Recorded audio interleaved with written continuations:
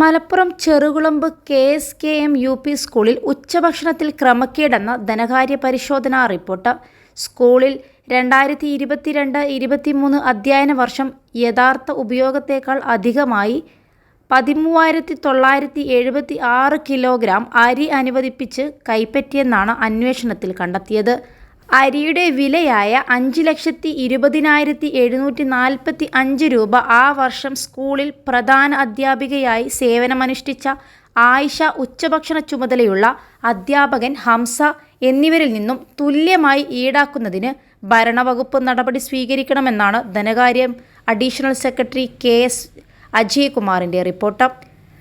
സ്കൂളിൽ ഉച്ചഭക്ഷണ പദ്ധതി നടപ്പാക്കുന്ന അധ്യാപകനായ ഹംസ ഉച്ചഭക്ഷണത്തിനാവശ്യമായ അരിയുടെ സ്റ്റോക്കിൽ ക്രമക്കേട് കാട്ടിയെന്നും പരിശോധനയിൽ വ്യക്തമായിട്ടുണ്ട്. പലവ്യഞ്ജനം വാങ്ങിയതുമായി ബന്ധപ്പെട്ടും അധ്യാപകൻ വ്യാജമായി വിവിധ കടകളുടെ പേരിലുള്ള ബില്ലുകൾ തയ്യാറാക്കി സമർപ്പിച്ച് വൻ തുക കൈപ്പറ്റുകയും ചെയ്തു.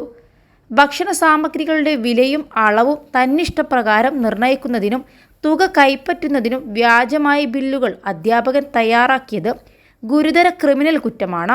പ്രധാന അധ്യാപികക്കും മാനേജ്മെന്റിനും ഇക്കാര്യത്തിൽ പൂർണ്ണ അറിവുണ്ടായിരുന്നുവെന്നും പരിശോധനയിൽ കണ്ടെത്തി. അതിനാൽ ഹംസക്കെതിരെ കർശനമായ വകുപ്പ് തല അച്ചടക്ക നടപടി സ്വീകരിക്കണമെന്നും ശുപാർശ ചെയ്തു. +2 ഡിഗ്രി കഴിഞ്ഞവർക്ക് വേൾഡ്സ് ഫസ്റ്റ് AR/VR ക്ലാസ് റൂമിലൂടെ സ്മാർട്ട് ഫോൺ എഞ്ചിനീയർ ആവാം. കൂടുതൽ അറിയാൻ വിളിക്കൂ ബ്രിഡ്കോ ആൻഡ് ബ്രിഡ്കോ. ഗുണമേന്മയുള്ള നിലയിൽ ഭക്ഷണം കുട്ടികൾക്ക് നൽകുന്നതിന് പകരം കാബേജ് കൊണ്ടുള്ള ഒരു തോരനും സാമ്പാർ എന്ന പേരിൽ സവാള, ഉരുളക്കിഴങ്ങ്, പേരിന് തക്കാളി എന്നിവ മാത്രം ചേർത്ത് ഗുണനിലവാരം തീരെയില്ലാത്ത കറിവെള്ളവും കുട്ടികൾക്ക് നൽകുന്നതാണ് പരിശോധനയിൽ കണ്ടെത്തിയത്. പരിശോധന നടക്കുന്ന ദിവസം പരിശോധനാ സംഘത്തിൻ്റെ മുമ്പിൽ വെച്ച് തന്നെ 50 കിലോഗ്രാം അരി പാചകം ചെയ്യുകയും അത് പാചക തൊഴിലാളികളും ഉച്ചഭക്ഷണ ചാർജുള്ള അധ്യാപകനും അറിയിച്ചു.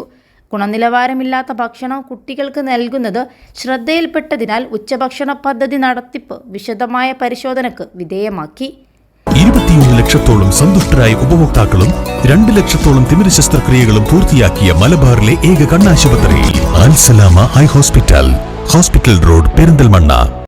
രജിസ്റ്റർ പ്രകാരം ഭക്ഷണം കഴിക്കുന്ന കുട്ടികളുടെ എണ്ണത്തിന് അനുസൃതമായി അനുബന്ധ ചെലവുകൾക്ക് അനുവദനീയമായ തുകയാണ് അനുവദിച്ചിട്ടുള്ളത്.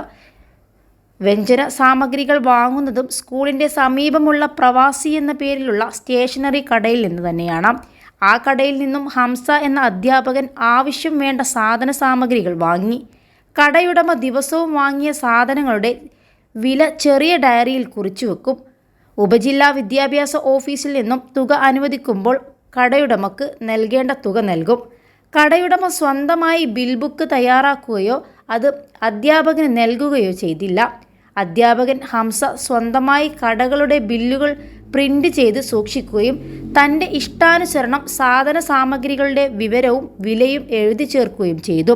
അത് ഉപജില്ലാ വിദ്യാഭ്യാസ ഓഫീസിൽ അയച്ച് തുക കൈപ്പറ്റുകയും ചെയ്തു.